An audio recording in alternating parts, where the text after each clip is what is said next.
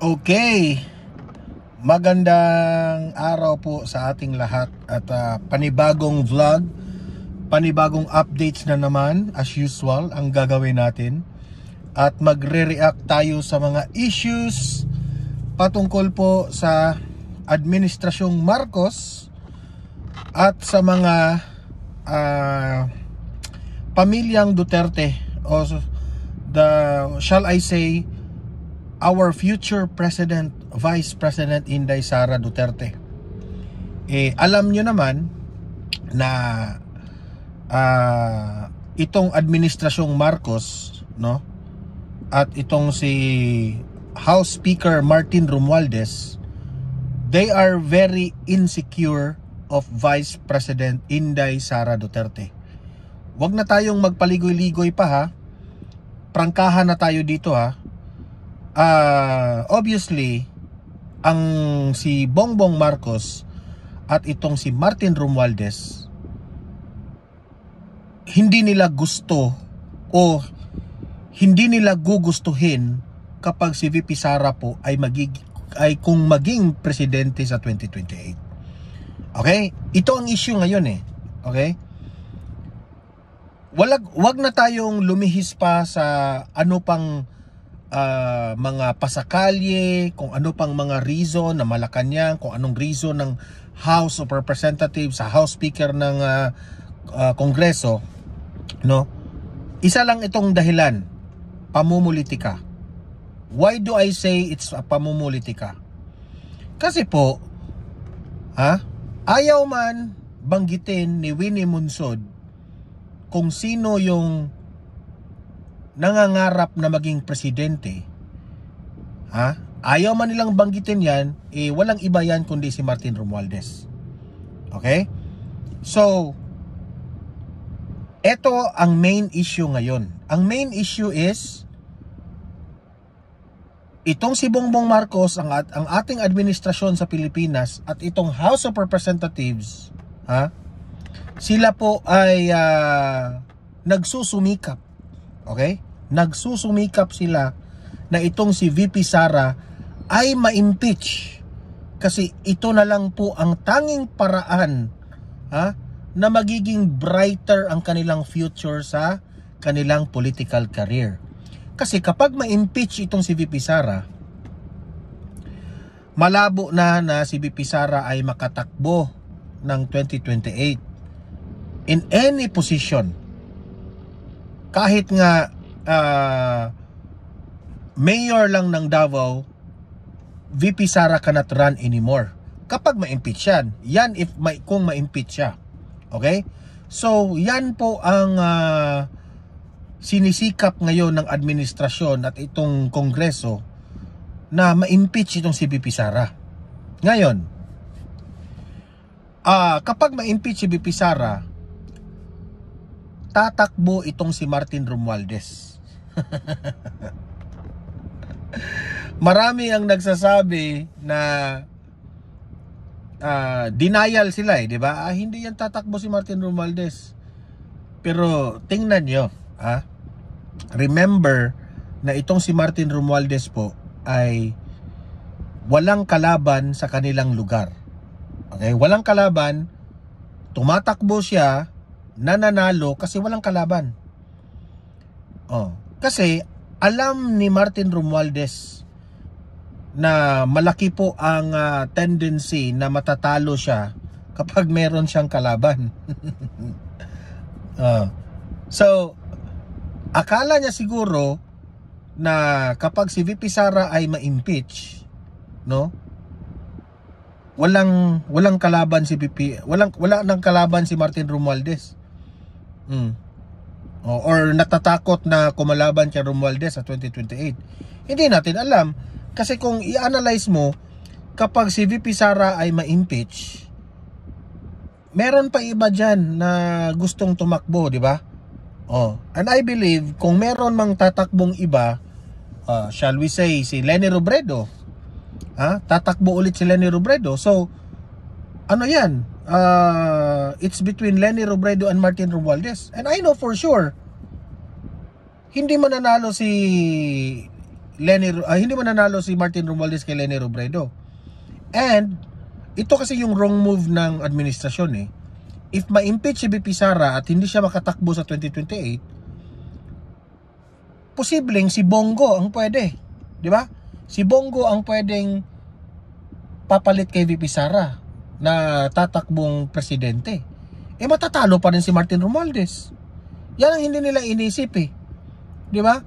O sadyang takot lang sila na magiging presidente itong si VP Sara kasi lahat ng mga transaction nila, it will be over. Lahat ng mga ayuda na yan, lahat ng mga blank items na yan sa GAA, tapos yan lahat.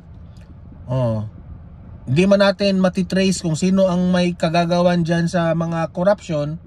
And I know for sure, tapos yung lahat ng mga corruption kapag si VP Sara na po ang magiging presidente. Okay? So ngayon, dahil dito, ginigipit nila itong mga Duterte. Sa panggigipit nila ni Duterte, damay lahat eh. Nadadamay lahat, pati mga kaalyado ni VP Sara, kaalyado ni Tatay Digong, ginigipit rin nila. Di ba? Si Pastor Apollo Kibuloy. Pati nga si Tatay Digong, pinaaresto nila sa mga dayuhan. Ngayon, itong video na ito, pakikinggan natin ang opinyon ng Malacanang by the PCO Claire Castro, no?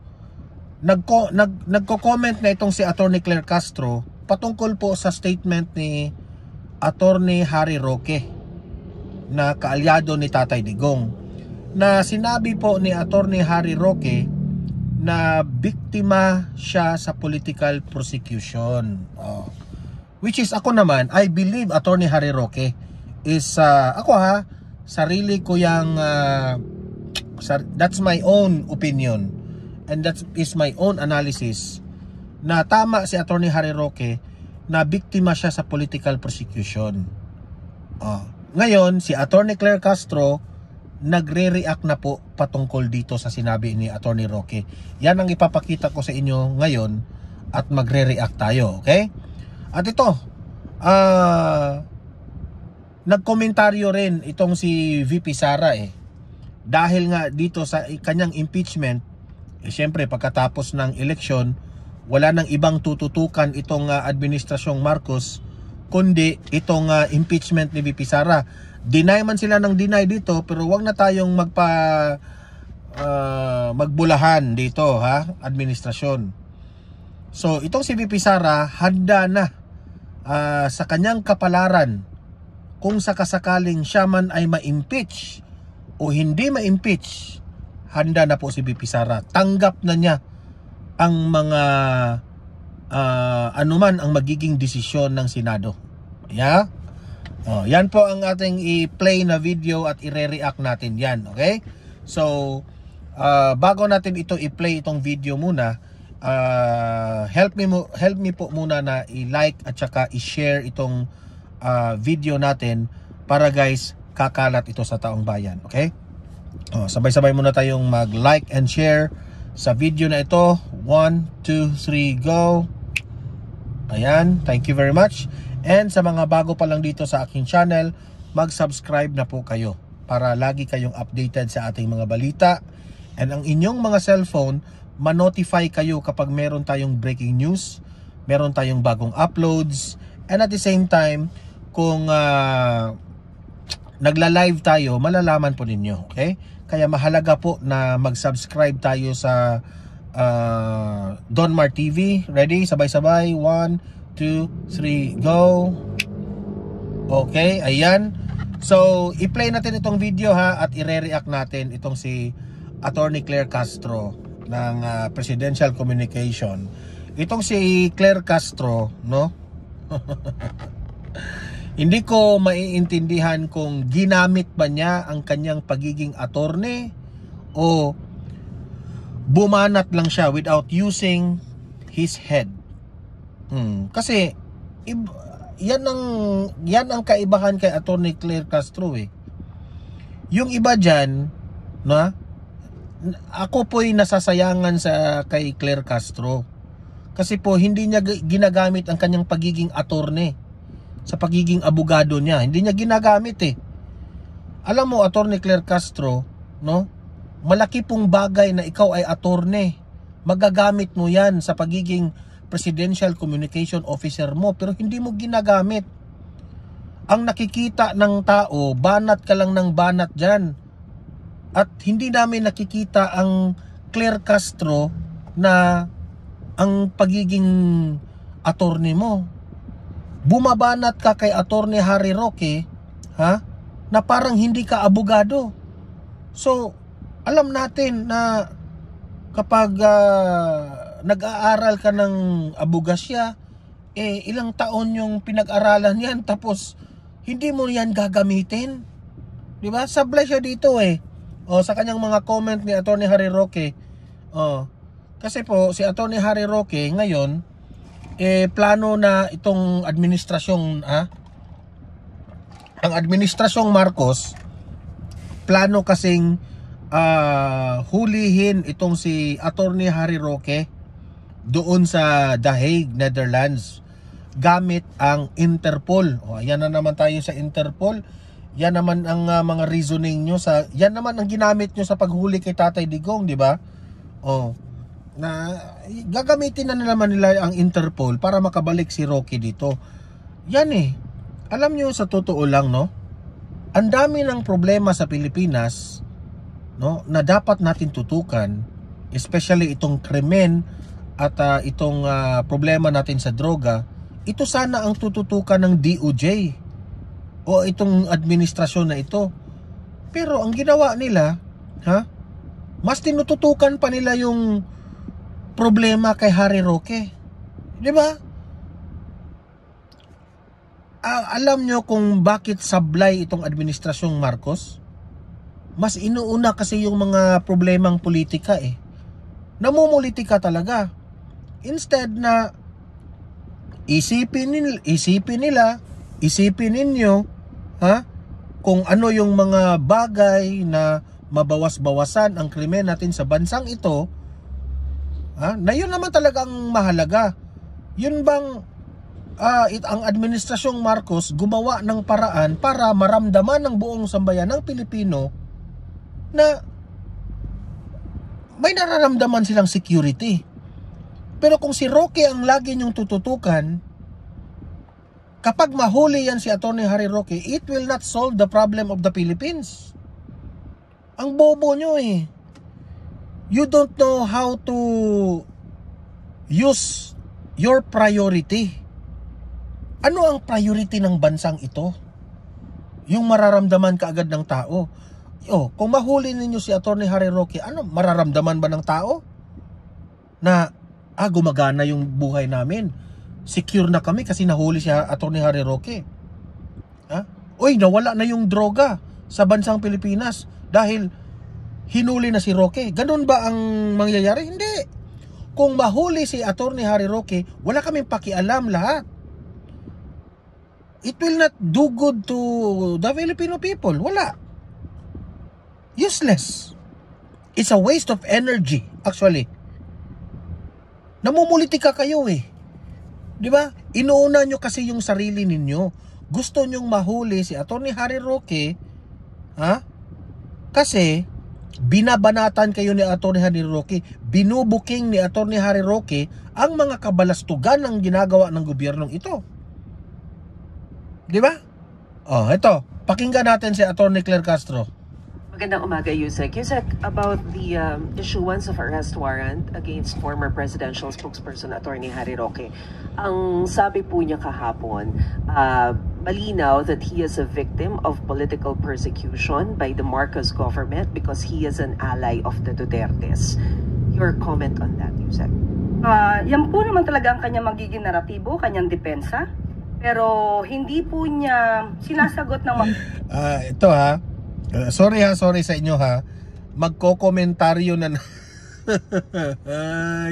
si Joey, yung ating kaibigan na si Ma'am Joey at itong si Sas Rogando Sasot na ating kaibigan, magko-comment na naman dito sa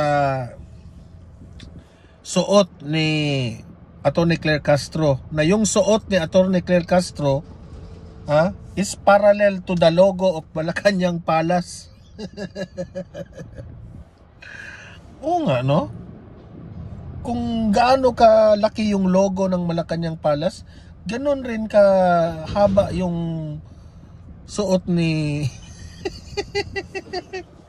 yan nga ang natatawa ko dito kay Sasugando at ni Joey pati yan na ano nila na observe nila kung nasaan nga ba yung mga dokumentong kanyang ipinangako sa House of Representatives at the time na nagkaroon po ng hearing sa Quadcom. Hindi po niya natutugunan yon, at kung ano man yung mga sinasabing di umanong hidden wealth niya ay hindi pa rin niya po natutugunan. So paano po kayo magkakaroon ng political persecution? At tandaan po natin, korte mismo ang nag-issue ng valid. Unang-una, Atty. Claire Castro, hindi ka na sana nagkomentaryo dyan. Dapat sinabi mo sa media na wala na kami dyan sa Malacanang, wala na kami no comment na lang kami sa issue ni Atty. Harry Roque. Hinahayaan na namin ang mga DOJ o ang Kongreso patungkol po sa issue ni Atty. Harry Roque, di ba? Ganon sana. Kaya nga nasisira nasisira po ang rating ni Bongbong Marcos dahil sumasagot kayo sa mga issue na hindi naman dapat yung sagutin. Ang Malacanang sana nakatutok kayo sa pang-nasyonal na problema ng Pilipinas. Pero pati itong mga kalaban ng politika ninyo ni Bongbong Marcos, sinasagot ninyo yan tuloy nasisira ang rating ni Bongbong Marcos diyan. Dapat Bongbong Marcos sitahin dapat niya itong si Atty. Claire Castro. Bongbong Marcos, ito lang yung ma-advise ko sa iyo. Kung gusto mo na gumanda-ganda yung rating mo, alisin mo na itong si Atty. Claire Castro sa pagiging PCO. Yun lang ang aking ma-advise dyan kasi ito this is already mga unnecessary na mga comments. Hindi na sana dapat mag-answer Pinagpipiestahan itong si Atty. Claire Castro ng mga media dyan sa loob. Pinagpipiestahan siya kasi halos lahat ng mga issues pertaining to the political rivalries ng Duterte at mga Marcos, sinasagot niya no? Sinasagot niya, tapos yan ang mga paborito ng media, yung mag-create ng sagutan ng Duterte at Marcos. Kasi trending yan kaagad yung mga ganyan. Yan ang kamalian ni Atty. Claire. Hindi niya alam na pinifeed na siya ng gano'n ng mga media. Siya naman, sagot ng sagot. Sagot siya ng sagot Ang media lang ang natutuwa dyan. Pabor yan sa media. Gaganda yung rating ng mga media dahil sa mga issues na ganito. Nagki-create ng away yung mga media. Tapos, ang nangyari po, gumaganda yung algorithm ng mga mainstream media at yung mga social media influencers, yung mga vloggers, pero nasisira naman yung ratings ni Bongbong Marcos. Yan ang hindi inisip ni Claire Castro Yan ang una kong comment dito This is already mga unnecessary comments ni Claire Castro. Okay? Play. Warrant of arrest patungkol po sa kaso ng qualified human trafficking. At hindi lamang po yan. Meron po tayong nabalitaan. Ako sa sarili kong opinion, alam ko naman na itong mga bintang nila kay Atty. Harry Roque, alam ko naman na lahat ng ito ay pamumulitika lang. Kasi kung i-analyze mo kung ikaw si Atty. Harry Roque, alam mong walang patutunguhan itong hearing na ito, at alam mo kahit saang banda, kahit saang anggulo, ikaw talaga ang ituturo, ikaw talaga ang may kasalanan kasi hawak nila lahat sila yung naghihiring, Sila yung namimintang, no? Tapos at the end of the day, sila rin yung magdi-decide. So it's clearly na panggigipit, sisiraan, kasi alam nila na ganito ang kanilang gagawin to silence Harry Roque. But si Harry Roque, I believe Harry Roque, hindi nyo yan pwedeng mapipigilan si Roque. Magsasalita at magsasalita yan si Attorney Harry Roque against the government, against the administration. Magsasalita yan. Kasi alam ni Attorney Harry Roque he is been there sa Malacanang. Galing siya dyan. Galing siya sa Kongreso. Alam niya kung ano yung mga kabalastugan na pwedeng gawin sa House of Representatives. Alam niya kung ano ang pagpapatakbo dyan sa loob ng Malacanang because he was once presidential communication. I mean, presidential, what do you call that one? Sa term nila ni Duterte that time? Spokesperson. Dati siyang spokesperson dyan. Alam niya. Kaya, ang ginagawa ng administrasyon ngayon, to silence Harry Roque. Pero hindi nila kaya Na meron din pong pending case for alleged land grabbing sa Bataan. At ito po ay di umano yung mga binabanggit ni Claire Castro, yan raw yung mga kasalanan ni Roque na ginagawa. Kayong mga taong bayan kayo nang humusga. Naniniwala ba kayong may mga kasalanang ganyan si Attorney Harry Roque? Diba? Kayo na mismo humusga. Pending sa Ombudsman since 2023. So siguro dapat din po natin malaman ang detalye dito at ang katotohanan tungkol sa akusasyon ng mga 77 farmers patungkol sa di umanong land grabbing na ginawa ni Atty. Harry Roque. Alam nyo, sa totoo lang, Atty. Claire, at itong House of Representatives, ito si Atty. Claire, sumasagot siya dyan Wala na yung Malacanang dyan diba? Pero siguro, ginusto siguro ng presidente itong mga ginagawa ni Atty. Claire. Wala tayong magagawa dyan, pero nasisira si Bongbong Marcos. Ang sa akin lang ba, lahat ng bintang ninyo kay Atty. Harry Roque, kayo yung namimintang. I'm talking to the yung mga tuwadcom, yung mga bata-bata diyan ni House Speaker Martin Romualdez diyan sa Kongreso. Kayo yung namimintang kay Atty. Harry Roque. You produce an evidence. Do not let Atty. Harry Roque produce an evidence na malinis si Atty. Harry Roque. Hindi. Kayo yung namimintang. So you provide us with evidence na nagpapatunay na si Atty. Harry Roque ay merong ginagawang kabalastugan sa mga sinasabi ninyo. Di ba? Kasi kung wala kayong maibigay man lang na nagpapatunay na ginawa talaga yan ni Atty. Harry Roque, well, that's purely hearsay and accusation lang ng rinig dito, rinig doon. Di ba? Wala talaga itong administrasyong Marcos talaga. Mas tinututukan nila yung pamumulitika Yan ang hirap nito ng administrasyon na ito Tutukan nyo naman ang problema ng Pilipinas. Ang dami pong mga nagugutom. Hindi po puro ayuda-ayuda na lang yung mga programa ninyo. Hindi yan nakakatulong sa mamamayang Pilipino. Alam niyo, sa totoo lang, itong administrasyong Marcos, wala talaga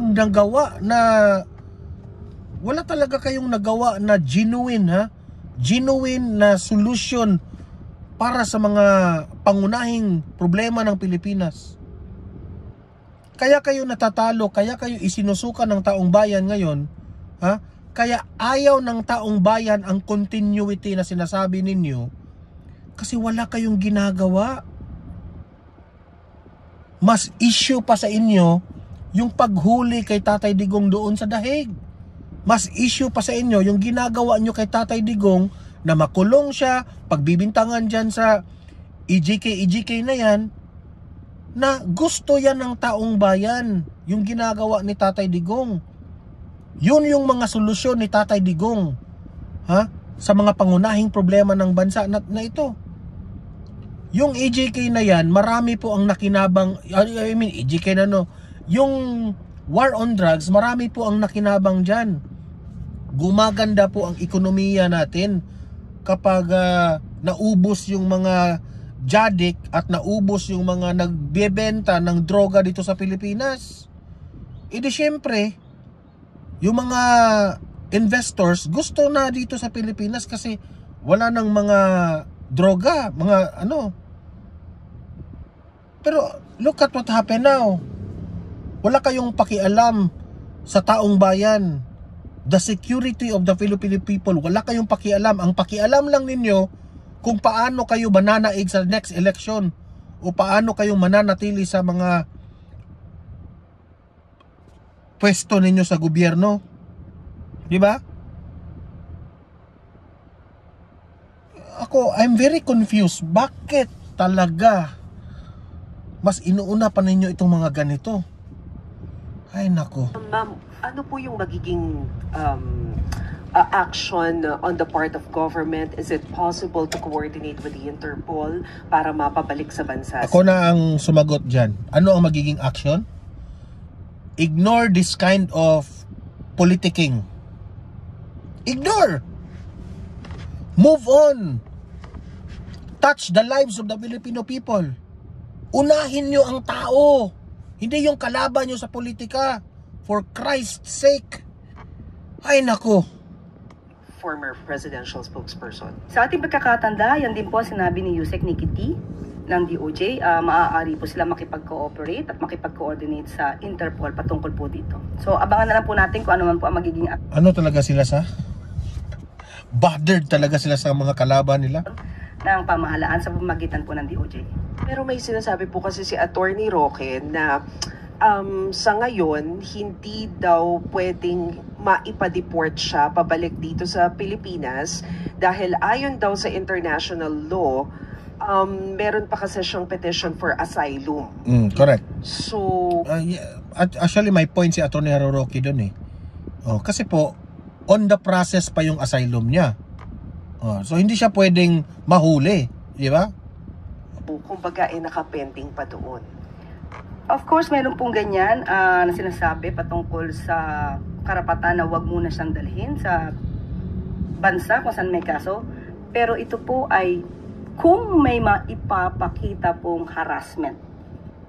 Kung wala po siya mapapakitang harassment mula sa gobyerno at maipapatunayan ang mga kasong ito ay... You are talking about harassment? Pinaprocess pa nga eh. Bakit naman magpapakita siya ng harassment ng gobyerno? Bakit magpapakita si Roque? Yung ginagawa nila doon sa House of Representatives. Ano yun? Plain and simple. Diba? Kung ano yung panggigipit nilang ginagawa ni Roque doon sa House of Representatives, yun na yun. Ay nako. Legal na nasampa at may mga basihan para siya ay ma-issue ng warrant of arrest. Hindi po tayo maniniwala na hindi siya maaaring dalhin sa Pilipinas.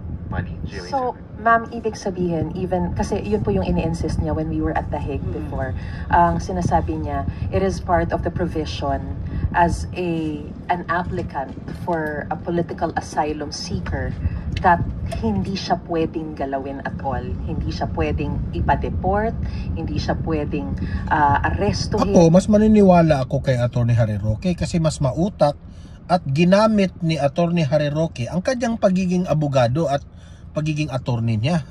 Itong mga sagot ni Atty. Claire Castro, opinion niya yan eh.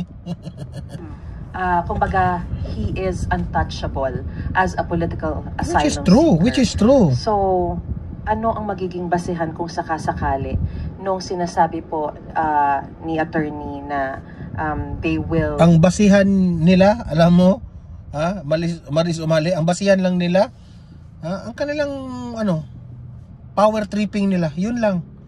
Kung trip nila, ipahuli si Tatay Digong, ihuhulihin nila. Yun ang basihan. Hindi yan nagbabase kung ano yung nakasaad sa batas. Hindi yan nagpapalo ng rule of law. Ay, nako. Work hand in hand with the government in order to siguro serve the arrest? Siya po ang nagsampa ng kanyang petition for asylum. So dapat po para hindi po siya maaresto since may valid warrant of arrest na inisyo ang ating bansa, siya po ang dapat magpatunay na ang pagkuha sa kanya, gamit man ang Interpol or cooperation sa Interpol, siya magpatunay ang pagdala dito sa Pilipinas ay because of mere harassment. So may condition po yun. Hindi po yun statement na hindi ka pwedeng hulihin. Basta-basta, kung meron naman pong valid warrant of arrest at may kaso siyang dapat kaharapin, hindi po siya dapat magtago sa kanyang petition for asylum. Di ba? Na-observe nyo ba? Ha? Di ba? Parang hindi siya abogado magsalita, di ba? Hindi ko nga alam kung totoo bang abogado siya. Kasi hindi ko talaga makita sa mga gesture o sa mga the way she speak itong si Claire Castro. Wala talaga. Ang basihan lang niya mga ebidensya na si Roque yung magpo-provide.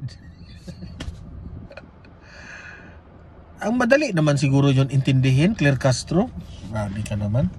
O eto, si Vice President Sara Duterte handa na siya kung ano ang kapalaran niya kapag ma-impeachment siya o hindi. O ito, panoorin po natin itong balita na ito at magko-comment tayo dyan, okay? Kasabay ng nagdaang araw ng botohan, buong kumpiyansang inihayag ni Vice President Sara Duterte ang kanyang kahandaan sa anumang kahihinatnan ng impeachment case na isinusulong laban sa kanya. Matatag ang pangalawang Pangulo sa harap ng mga kontrobersya habang ipinapakita ang paninindigan para sa patuloy na pagbabago sa bansa. Narito ang ulat ni Jean Domingo. Walang pag-aalinlangan at puno ng determinasyon na naging pahayag ni Vice President Sara Duterte sa gitna na nagpapatuloy na usapin patungkol sa impeachment case laban sa kanya. Sa kabila ng kontrobersya, matatag ang pangalawang Pangulo sa kanyang posisyon na nagpapakita ng hindi natitinag na paninindigan para sa mandato ng kanyang panunungkulan. Ayon kay VP Sara, handa na siya sa anumang magiging resulta ng proseso matapos ang halalan. Binigyang diin niya na bahagi ng kanyang tungkulin ang harapin ng anumang hamon, maging ito man ay legal na proseso o usaping pampolitika. Kahit anong mangyari dyan, guilty or acquittal, handa na ako sa kung anong mangyayari. Samantala, binigyang diin ni VP Sara una, yung reaction ko dyan, I am very confident, no, na meron silang ebidensya itong kampo ni VP Sara na malinis yung ginagawa nila doon sa confidential funds at kung ano-ano pang ibintang nila patungkol sa nung time na siya yung Department of Education Secretary. I'm very confident of VP Sara na they can explain, they can prove na wala pong korupsyon. I know that. Yung mga bintang nila na mga pangalan, mga piatos-piatos ganon, tahimik si VP Sara, di ba? I believe VP Sara na nananahimik siya doon kasi it will spoil, no, makapaghanda yung kalaban kapag sasabihin niya yan patungkol dyan. Pero if nakinig o kung mahilig kayong makinig kay Attorney Sal Panelo, itong mga pangalan na ito, hindi to pwedeng isa publiko. From the word itself na confidential, kaya yung mga confidential funds na yan, ginagamit yan para sa mga kalaban ng gobyerno. So, ibig sabihin, ang isang government official has the power to use the confidential funds guided that they will not mention names yung mga taong ginamit nila para malaman po kung saan yung mga kalaban, ano yung ginagawa ng mga kalaban. Kaya nga tinatawag ito ng confidential funds at yan ang mga hindi naiintindihan ng mga bobong mga representatives dyan sa House, yung mga kaalyado ng tambaluslos. So I'm very confident mananalo si VP Sara dyan. And most especially, sa resulta ng eleksyon, sa 12 nakapasok na senatorial slate, naniniwala ako na ay 1 or 2 or the maximum is 3 lamang po ang magsasabi na gustong ma-impeach si VP Sara. Sa 12 ha, yung the rest dyan, I think hindi yan gustong ma-impeach si VP Sara. Yung sa kabila naman na 12, let us say si Hontiveros lamang ang will go for impeachment. So more or less, they can get 4. So I'm very confident ha na hindi pa rin tagumpay yung impeachment ng Kongreso ni Martin Romualdez. Gasig na pangampanya ay hindi para protektahan ang kanyang sarili mula sa impeachment case o para sa kanyang ama, kundi para sa pagpapatuloy ng mga nasimulang reforma. Tingnan nyo yan, gaano ka gulo, yung mga tao talaga nagkakarandara pa para lang makipag-picture kay VP Sara. Di ba? Hindi gulo na nagsakita, no? Nagulo siya dahil natutuwa yung mga tao. Kasi in the presence of VP Sara. Meaning to say, no? Ang taong bayan, love nila ang mga Duterte. Kaya nga it's a very good thing na malaman ng ICC na landslide yung pagkapanalo ng mga Duterte sa Davao at landslide rin yung mga pagkapanalo ng especially na si Bongo pa yung nag-number 1. Kapag malalaman ng taga-ICC na love ng taong bayan ang Duterte at yung mga kaalyado ni Duterte, that means a lot. Nasasabihin talaga ng ICC, why would we prosecute this kind of former president na he is loved by the Filipino people? Maybe we should think twice. Baka ay biktima lang si Tatay Digong ng isang political prosecution ng isang gobyernong Marcos. 'Di ba? That is a bold statement itong resulta ng eleksyon. Why ang mga Duterte po ang mga nananaig? Kung sasabihin ng iba, Don Mar, 3 lang yung mga nakapasok sa Duterte. Pero tingnan nyo, sa Visayas at sa Mindanao, kitang-kita natin, nag-landslide po ang mga Duterte. Tapos may nagdududa pa na itong lahat ng counting ng ito ng buong Luzon, Visayas, Mindanao inano pa, dinaya pa, di ba? If merong diyan na makapagbigay ng ebidensya, mas mabuti. Pero sa ngayon, hindi tayo makapagreklamo kasi wala tayong ebidensya. So, this is a good thing. Malalaman ng ICC ang resulta, di ba? Ng pagbabago sa bansa. Anya ang bawat hakbang at desisyon ay para sa kapakanan ng mga Pilipino sa hangaring maipagpatuloy ang mga advokasya at programang nagtataguyod ng kaunlaran at seguridad sa bawat Pilipino. Matapang niya rin ipinahayag ang kanyang layunin na itaguyod ang mga programa para sa mas maunlad at mas matatag na Pilipinas. Kasabay ng pagdadala ng inspirasyon mula sa pamana ng dating Pangulo Rodrigo Duterte. Well, hindi ko naman siya tiningnan na gano'n Hindi ko naman siya tiningnan na nangampanya ako para sa mga issues ko or sa issues ni dating Pangulong Duterte. Dahil ang issue ko lang naman ay ang impeachment. So, sinasabi ko na nga na yung impeachment naman, kahit anong mangyari dyan, guilty or acquittal, handa na ako sa kung anong mangyayari. Alam nyo, no, kitang-kita ko talaga ni VP Sara itong Vice President na ito. She has a lot of wisdom in his heart, sa totoo lang. Ang mga Duterte po is a lot of wisdom sa kanilang puso. Imagine bihira ka lang makakita ng isang politika na binabase nila ang kanilang political career sa kanilang destiny.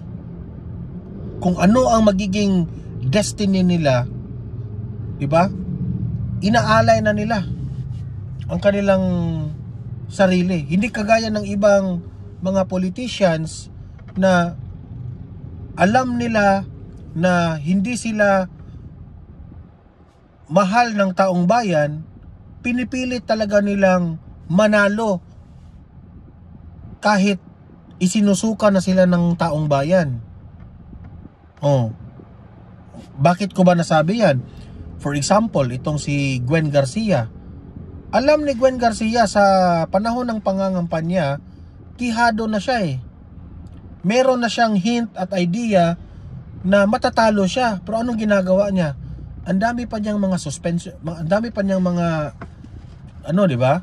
Mga petition na ginagawa. Parang ayaw niyang to step down as a governor, di ba? Ganyan yung ibang mga politika, yung mga politiko. Pero itong si VP Sara at si Duterte, tanggap nila. Kapag sasabihin ng tao na ayaw na namin sa inyo, well, kung matatalo man kami sa impeachment, mag-guilty or not guilty, ina-accept na namin yan. Handang-handa na kami. Yun ang politikong full of wisdom. Di ba?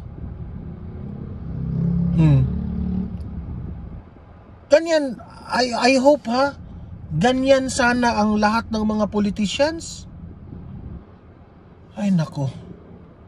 Tiningnan ko siya as one group of individuals, hopefully soon to be senators, who can continue to push for yung sinasabi nating tunay na pagbabago na nasimulan ni Pangulong Duterte, na yun din yung platform noong 2022 but apparently hindi natin nakikita ngayon.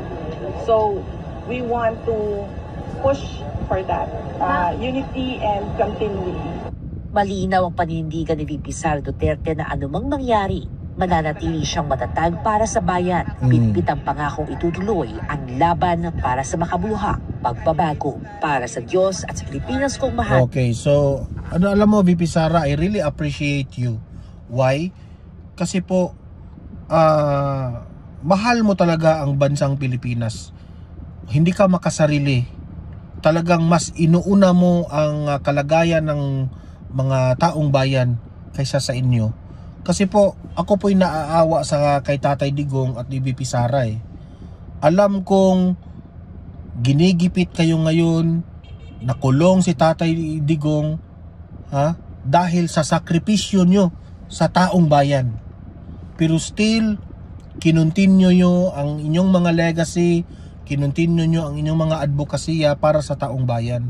So we really appreciate sa lahat ng mga ginagawa nyo. Kaya yung hindi, sa totoo lang, kaya hindi nyo mabiblame. Bakit